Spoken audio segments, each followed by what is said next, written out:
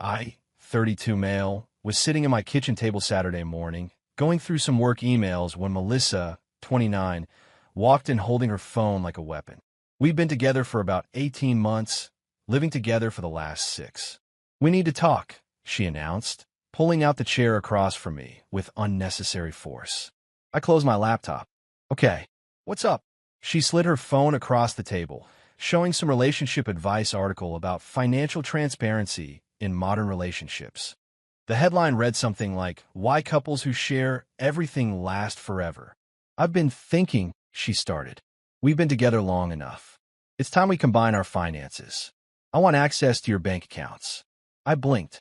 "Access to my accounts? Why?" "Because that's what serious couples do, Derek. My friend Tanya and her boyfriend share everything. Complete transparency. That's real trust. Mel, we split bills fairly. You know what I earn. What's this really about?" Her jaw tightened. "It's about you hiding things from me. What are you spending money on that you don't want me to see?" "I'm not hiding anything. My finances are my business, just like yours are yours." She stood up, hands on hips. "So you don't trust me?" "This isn't about trust. It's about boundaries." "Boundaries?" She laughed, but it wasn't a happy sound. "We live together. We sleep in the same bed. But your precious bank account is off limits." "Yes," I said simply. "It is." Her face went red. "Then we're done. If you can't trust me with your money after 18 months, then this relationship is going nowhere." I looked at her for a long moment. She was doing that thing where she tilted her chin up, waiting for me to cave like I usually did when she threw these ultimatums. The time she demanded I skip my brother's bachelor party. The time she insisted I stop playing basketball with the guys on Sundays. I'd given in before. Not this time. "Okay," I said. "We're done then." The silence stretched for maybe 10 seconds. Her mouth opened and closed like a fish. You're serious? You just gave me an ultimatum. I'm not giving you access to my accounts. So by your logic, we're done." "Derek, don't be ridiculous. I'm just trying to. You said we're done if I don't give you access. I'm not giving you access." Pretty straightforward. She grabbed her phone off the table. "You're really going to throw away our relationship over this?" "I'm not throwing away anything. You're the one who made it conditional on accessing my bank accounts. This is so typical. You never want to commit fully. Sharing bank accounts after 18 months isn't commitment, Mel. It's premature and, frankly, concerning that you're this insistent about it." She stormed out of the kitchen. I heard drawers slamming in the bedroom, then the front door about 20 minutes later. I pulled out my phone and changed my apartment lock code. Thank God for smart locks. Then I blocked her number. If we were done, we were done. The text started coming through Facebook Messenger within an hour. "Baby, please, let's talk about this. You're overreacting. I didn't mean it like that. At least unblock my number so we can discuss this like adults." I didn't respond. Instead, I went to the gym, then grabbed lunch with my buddy Tom, who'd been through a similar situation. "She really thought you'd just hand over your banking info?" Tom asked, shaking his head. "Apparently. The weird thing is, she makes decent money. It's not like she's struggling. Bro, it's about control. My ex did the same thing. Started with wanting passwords to everything, then got mad when I wouldn't add her to my credit cards." That evening, the doorbell rang around 7 p.m. I checked the camera app. Melissa was standing there, and she'd clearly been crying. Mascara streaked down her cheeks. I didn't open the door, just spoke through the intercom. "Melissa, we're done. You made that clear this morning." "Dara, please. I didn't mean it. Can we just talk?" "There's nothing to talk about. You can pick up your stuff tomorrow. I'll box it up and leave it outside." "You changed the lock code." "Yes, I did. This is my home, too." "Actually, it's not. The lease is in my name. You're not on it." She started sobbing harder. "Where am I supposed to go? That's not my problem anymore. You ended this relationship, remember? I was just upset. I didn't really mean we were done." "Then you shouldn't have said it as an ultimatum." She stood there for another 10 minutes, alternating between crying and raging at the door. I put on my noise-canceling headphones and continued working. Update 1 to 48 hours later. The last 2 days have been intense. Sunday morning, I packed up all of Melissa's stuff as promised. Clothes, toiletries, her books, that ridiculous crystal collection she insisted brought positive energy to our relationship. A lot of good that did. Put it all in boxes and bags, set them on the porch at 10 a.m., and texted her from my work phone that she had until 6 p.m. to collect everything. She showed up at 10:30 with her sister Nicole, 27, and Nicole's husband Brad. Nicole immediately started it on me. You seriously locked her out over a conversation? Nicole said, arms crossed. She gave me an ultimatum. I accepted her terms. I replied, staying in the doorway. She didn't mean it literally. Then she shouldn't have said it literally. Brad, to his credit, looked uncomfortable and stayed quiet, helping load boxes into their SUV. Melissa tried a different approach. Derek, can we please just talk inside? Privately? No. You wanted access to my private information? I said no. You said we're done. I'm respecting your decision. Stop saying that. You know that's not what I meant. What did you mean then? I wanted to feel like we were really together, you know? Like a real couple. Real couples don't demand access to each other's bank accounts under threat of breakup. Nicole jumped back in. God, you're such an asshole. She deserves better. Then this works out perfectly for everyone. They finished loading the stuff. As they were leaving, Melissa turned back one more time. You're going to regret this, Derek. You'll never find someone who loves you like I do. I'm willing to take that chance. Monday morning, things escalated. I woke up to 73 Facebook notifications. Melissa had posted a lengthy rant about me on her wall, tagging several mutual friends. The post, now deleted, but I screenshotted it, read, when you give someone 18 months of your life and they throw you on the street because you wanted to build a future together. Derek, last name, is a narcissistic sociopath who locked me out of my home with no warning. Ladies, this is what happens when you date a man who values his money more than your relationship. I'm homeless because I asked for basic trust in our relationship. The comments were split. Some of her friends were calling me trash, saying I should be ashamed, typical men ain't shit energy. But surprisingly, several people pushed back. Wait, he locked you out for wanting to share finances. Melissa, didn't you tell me last month you wanted to quit your job once you moved in with him? Girl, you were at the club Thursday, talking about his savings account. That last comment was from her coworker Janet, and it was quickly deleted. My phone started buzzing with texts from mutual friends asking for my side. I kept it simple. She demanded access to my bank accounts or we were done. I chose done. The apartment is mine, not on lease together. Then Monday afternoon, the real entertainment began. I got a call from my apartment complex office. Mr. Thompson, this is Sandra from the leasing office. We had a young woman here claiming she was illegally evicted from Unit 4B. That's my ex-girlfriend. She's never been on the lease. I can come show you documentation if needed. No need. We checked our records. Just wanted to make you aware. We've informed her she has no legal standing here. Around 6 p.m. Monday, her mom called me. I almost didn't answer, but figured I should hear this out. Derek, honey, what's going on? Melissa is hysterical. Hi, Mrs. Patterson. Melissa demanded access to my bank accounts and said we were done if I didn't comply. I didn't comply. Long pause. She demanded access to your bank accounts? Yes, ma'am. Said it was that, or we were over. Another pause. And you've only been dating 18 months? Yes, ma'am.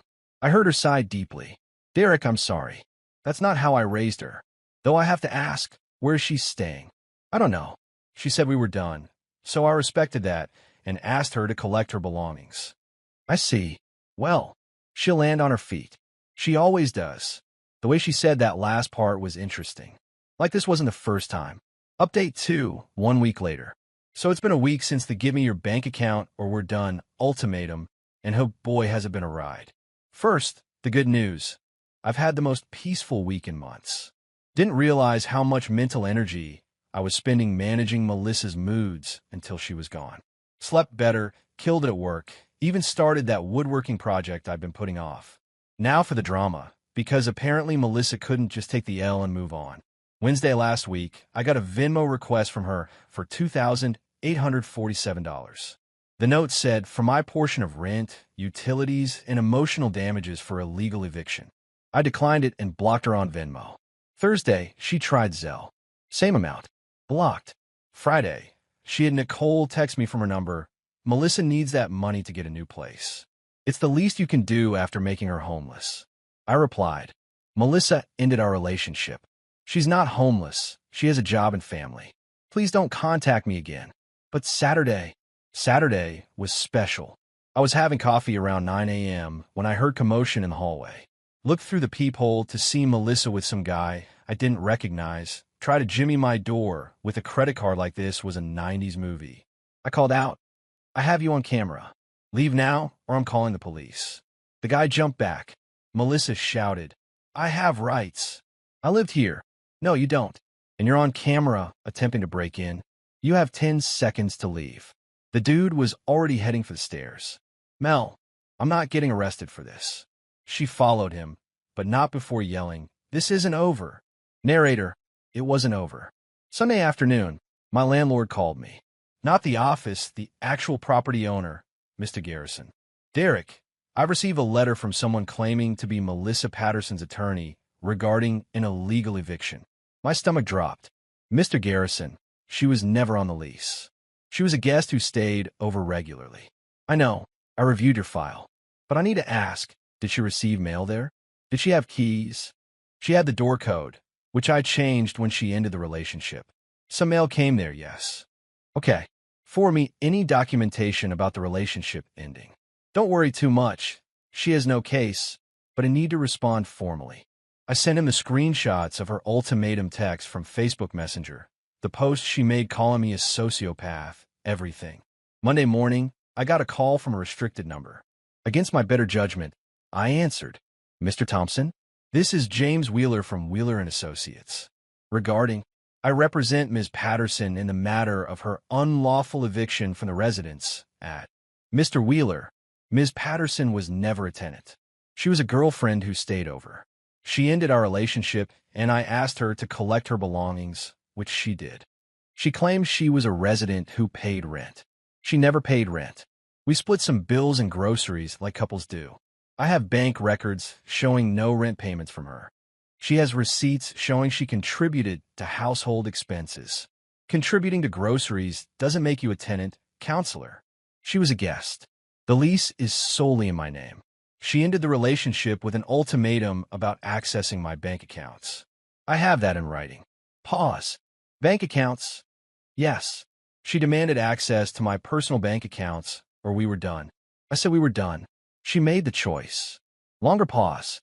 "I see. We'll be in touch." He hung up. I immediately called my buddy, who's a lawyer. "Dude, she has nothing," he said after I explained. "She was a licensee at best, someone you allowed to stay there. When she ended the relationship, you revoked that license. The fact that she gave you an ultimatum and you have it in writing? That's gold." Tuesday, things got even more interesting. Remember that comment from her coworker Janet about Melissa discussing my savings at the club? Well, Janet reached out to me directly on Instagram. "Hey, Derek, I know we don't really know each other, but I wanted you to know Melissa's been planning this for months. She kept talking about how once she got access to your accounts, she'd move money gradually to protect the relationship or something. Thought you should know in case she tries anything legal." I screenshotted that immediately and thanked Janet. Wednesday, yesterday, I got another call from lawyer James Wheeler. "Mr. Thompson, my client is willing to resolve this matter for $5,000. "Resolve what matter? There's no matter to resolve. The unlawful eviction suit she's prepared to file. Tell your client to pound sand." Actually, wait. Are you even a real lawyer? What's your bar number? Silence. "Then I'll have to get back to you." He hung up. I did some Googling. There is no Wheeler & Associates in our state. There is a James Wheeler. He's a personal trainer who happens to be Melissa's friend from Instagram. I called my actual lawyer friend back. "Yo, I think her lawyer is fake." "Are you serious? That's illegal as hell. Like, actually criminal. What should I do?" "File a police report for fraud and harassment." Now, so that's what I did yesterday afternoon. Gave them all the documentation, the recordings from my doorbell camera of the break-in attempt, the fake lawyer calls, everything. This morning, I woke up to 52 Instagram messages from Melissa on a new account since I'd blocked her main one. "Please just talk to me. I know James called you. That wasn't my idea, Nicole made me. I just need closure. You're being so cruel. I loved you. Why are you doing this to me? I'll apologize if that's what you want. Please, I'm struggling. My mom won't let me stay anymore. This is all your fault. The messages devolved from there into some pretty creative profanity. Block that account too. Final update, 3 weeks later. Alright, this will be my last update because this story has officially concluded in the most bizarre way possible. So 2 weeks ago, the police followed up on my fraud complaint. Turns out James Wheeler, the fake lawyer, cracked immediately. When they showed up at his gym, admitted Melissa promised him $500 from the settlement to pretend to be a lawyer. He got charged with criminal impersonation and unauthorized practice of law. Melissa got charged with conspiracy to commit fraud. But here's where it gets wild. Last Monday, I'm at work when my phone starts blowing up. Coworkers texting me, "Dude, are you seeing this? And check Facebook now." Melissa had gone full nuclear. She'd started a GoFundMe titled, "Help me escape my abusive ex who made me homeless." The description was a masterpiece of fiction. According to her, I was financially abusive throughout our relationship. I isolated her from friends and family. I threw her onto the street with nothing. I hired people to stalk and harass her. She needed $10,000 to start over and get therapy for her trauma. She'd included photos of herself crying, some old pictures of us where she'd edited my face to look darker and more sinister. I'm not kidding. And even a photo of bruises that looked suspiciously like eyeshadow. Her goal was $10,000. She'd raised $127, all from her mom and Nicole. But remember Janet, her co-worker who'd warned me about her plan? Janet wasn't having it. She commented with screenshots of Melissa's old texts bragging about her plan to secure the bag by getting access to my accounts. Then she added screenshots from their group chat where Melissa said, and I quote, "Once I get his banking info, I'll know exactly how much I can take him for. He's got at least $40K saved, LOL." The GoFundMe was down within 3 hours. Tuesday, Melissa's mom called me again. "Derek, I need to apologize. I had no idea how far this had gone. It's not your fault, Mrs. Patterson." No, but this isn't her first time doing something like this. Her ex before you, Marcus, she did something similar. Demanded his credit card for emergencies, maxed it out, then claimed he was financially abusing her when he canceled it. Are you serious? I should have warned you when you started dating. I just hope she'd grown up. What happened with Marcus? He moved to another state to get away from her. She found his new address and sent packages to his workplace, claiming he owed her money. He finally got a restraining order. Jesus, I dodged a bullet. No, I dodged a whole firing squad. Thursday, I got served with actual legal papers. But not from Melissa, from her. She was suing me for defamation because I made her look bad to potential employers by filing a police report that became public record. My lawyer, my real one, laughed for a solid minute when I showed him. She's suing you for defamation over a police report about crimes she actually committed that are on camera? Apparently, this is going to be dismissed so fast. Countersue for harassment and legal fees. Friday was court day for her criminal charges. I didn't have to appear, but I heard from the prosecutor that she showed up in a cocktail dress like it was a nightclub, tried to flirt with the judge, who was a 67-year-old woman, and then blamed everything on bad legal advice from Nicole. She got 40 hours of community service and 6-month probation for the fraud conspiracy. James, the fake lawyer, got 100 hours and a year probation, plus fines. And then, yesterday happened. I'm at the grocery store, minding my business in the produce section, when I hear, "Derek." I turn around. It's not Melissa. It's a woman I've never seen before. "Yeah, I'm Rebecca. I just want to say thank you." "Thank you for what?" "I was dating someone Melissa tried to set me up with her friend James." "Yeah, the fake lawyer. When I Googled him, I found all the news articles about what they did to you. You saved me from getting involved with these people." We chatted for a bit. She seemed nice. We grabbed coffee. She's a data analyst, loves hiking, has a golden retriever named Chunk. We're having dinner tomorrow. Meanwhile, according to mutual friends, Melissa is now living with her mom, working part-time at a mall kiosk selling phone cases, and telling everyone she's taking a break from dating to focus on herself. She apparently tried to start another GoFundMe for legal expenses from wrongful prosecution, but GoFundMe banned her from the platform. Nicole and her husband Brad are getting divorced. Apparently, this whole situation made Brad realize Nicole was just as toxic as her sister. He reached out to apologize for not speaking up that day. Said he knew it was wrong, but was trying to keep the peace. I told him no hard feelings, we've all been there. The defamation lawsuit was dismissed yesterday. My countersuit is moving forward. My lawyer says she'll likely owe me around $3,000 to $4,000 in legal fees when this is done. The funny thing? All she had to do was accept that I wasn't giving her access to my bank accounts. That's it. If she just said, okay, I understand, and either accepted it or broken up normally, none of this would have happened. But she had to make an ultimatum, had to try to force control, had to escalate when she didn't get her way.